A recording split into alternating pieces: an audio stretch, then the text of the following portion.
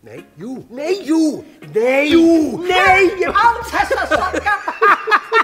Getur þú gert þetta upp á ný? Það er svo fyndið hvernig hún opnar þessa hurð. Við verðum að gera þetta upp á ný.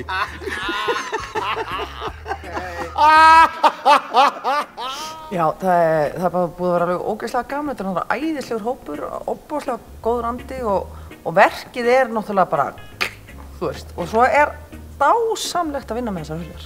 Í försum eru þetta mikið alls konar misskilningar, leikararnir koma inn og fara út.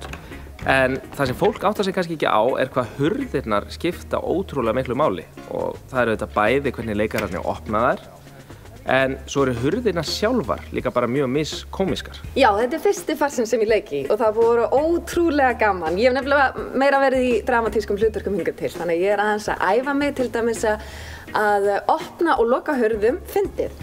Ég geri það ennþá frekar dramatískt. Þetta er náttúrulega bara eitthvað sem kemur með reynslunni, þú veist. Fólk er til dæmis ekki að fatta það er miklu fyndnara og þegar hurð opnast út heldur en þegar hún opnast inn.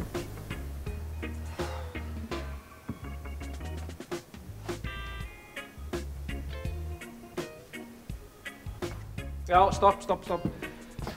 Ok, heyrðu, gerum þetta bara aftur. Þetta kemur. Þessi hurð hér, hún var fyrst notuð í leikritinu Allir í bátana sem var sýnd 78 í Iðnó. Þetta er svona klassísk grínhurð og það er alveg sama hver opnar þessa hurð, það er alltaf fyndið.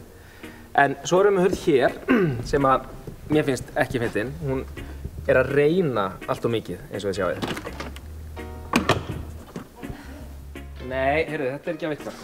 Hvað, sé þetta hærra eða hraðar? Nei, þetta bara virkar ekki. Ég döðlega mér að hugsa. Segjum þetta í dyrunum.